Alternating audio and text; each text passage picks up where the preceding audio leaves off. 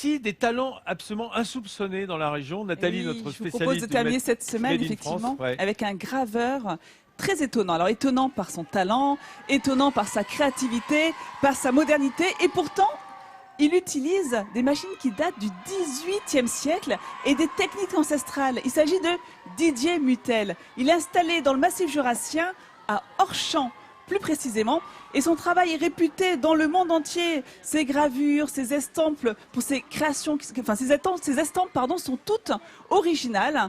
Il est vraiment impressionnant. Donc là, on est vraiment dans l'excellence en matière d'artisanat d'art.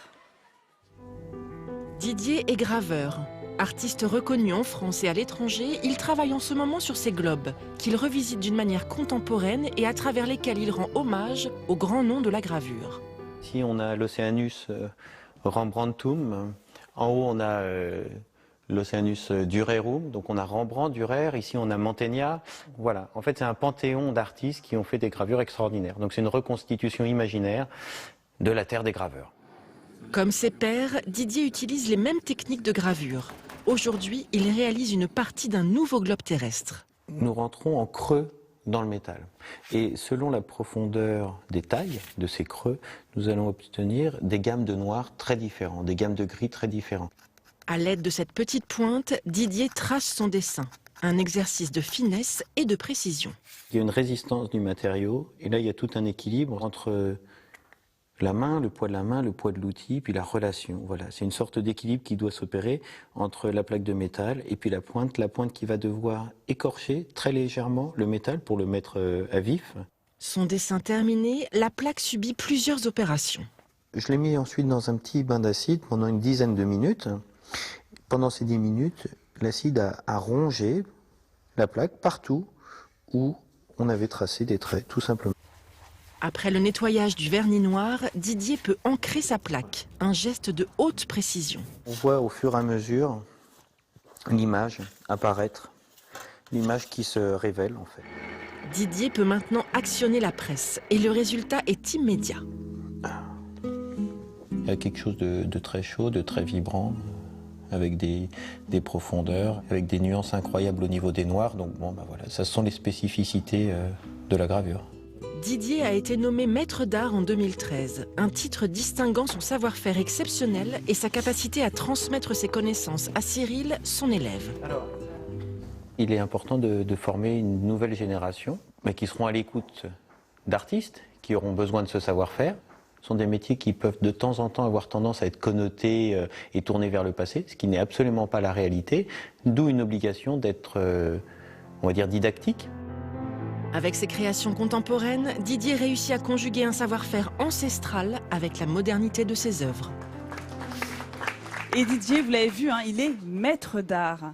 Et c'est vrai que c'est un titre qui est très difficile à avoir. Nathalie, c'est quoi maître d'art par rapport... Alors, on a un meilleur ouvrier de France. C'est quoi un maître d'art? C'est un diplôme? C'est un titre? C'est quoi? C'est un titre. Alors, rendons à César ce qui appartient à César. Ce sont les Japonais les premiers qui ont eu cette idée de distinguer les savoir-faire rares, précieux, remarquables, hérités de génération en génération de leurs artisans les plus renommés. Les fameux avec trésors le titre vivants de Trésor vivant national. Voilà, c'est l'équivalent pour la France, les maîtres d'art. C'est très dur à décrocher comme titre. C'est remis depuis 1994 par le ministère de la Culture.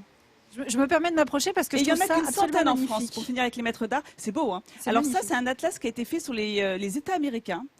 Alors, je vais vous montrer ce travail. Il a été fait pour les universités américaines. Alors, justement, regarde, tu vas pouvoir l'admirer de plus près. Alors, il faut comprendre le travail de Didier. Hein. C'est un artiste, donc il ne travaille pas sur commande. Il pense une création, il la réalise et ensuite, il va la présenter. Et là, c'est une université américaine qui a adoré ce travail. Et c'est un mélange d'imaginaire et de réalité. Oui, en fait, c'est un peu interprétation de... C'est la Floride, là, du réel. Bravo Vincent, tu reconnais les contours effectivement de la Floride. Alors, les deux sénateurs américains sont représentés par des croix. Alors, les noms, il les invente également. Il a mis des noms de super-héros. Wonder Woman et Jericho.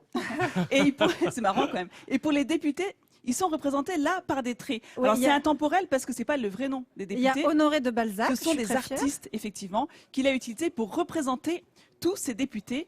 Alors, on va enlever la Floride pour vous montrer... Ah, celui-ci, il est magnifique aussi, c'est l'Oregon. Alors, c'est marrant, regardez le nom. Lis-le, tiens, regarde. Orégona acide. Alors, pourquoi acide? C'est son petit clin d'œil, c'est pour rappeler cette technique de l'acide qu'il a utilisée pour faire ces gravures, ce que vous avez vu dans le l'Oregon qui est reportage. au-dessus de la Californie. Parce que l'avantage de l'acide va grignoter le métal, va mordre le métal, comme on dit dans le métier, pour creuser le sillon et justement garder l'encre pour réaliser notre impression, Il y a un aspect pour maintenir cette cette encre. Et donc c'était une manière pour lui de rappeler un petit peu cette technique de l'acide qui était utilisée par Rembrandt au XVIIe siècle. Donc moi, j'adore ça, justement, ces techniques ancestrales. Et il a compris aussi, Didier, que pour faire vivre la gravure, eh bien, il fallait passer par les créations originales, les créations artistiques contemporaines. Donc encore un grand bravo, parce que c'est vrai qu'à l'ère de la dématérialisation et de la 3D, c'est bien de voir ces jeunes qui prennent le contre-pied de tout cela et qui proposent un travail magnifique avec des techniques ancestrales. Splendide, et ça vaut le coup de tout lire, on va pas le faire là, c'est trop Oui, long, mais faites-nous ça vaut un le petit coup. résumé, puis revenez dans quelques minutes. Pendant ce temps-là, je vais demander à Paul Laurent, notre ami de France Bleu Besançon. C'est vrai que la région est très riche en artisanat d'art. Ah oui, et surtout, Nathalie le disait, c'est la capacité à se renouveler aussi, à réinventer. Il y a le tournage sur bois qui s'est renouvelé aussi dans la construction des jouets. Il y a les maîtres pipiers aussi à Saint-Claude. Il y a aussi dans la gastronomie, on se renouvelle, on perfectionne toujours les techniques pour être à la pointe de la gastronomie. C'est comme ça dans tous les domaines. Dans l'horlogerie, évidemment, on en parlait tout à l'heure, qui a su se diversifier. Et aujourd'hui, dans la capitale comtoise, à Besançon et aux alentours, on est passé de l'horlogerie et on va doucement vers les microtechniques, les choses de pointe en matière de technologie. On sait et on essaye, en tout cas les Francs-Comtois, toujours d'aller de l'avant et de transposer notre savoir-faire ancestral au goût du jour. Merci Paul Laurent.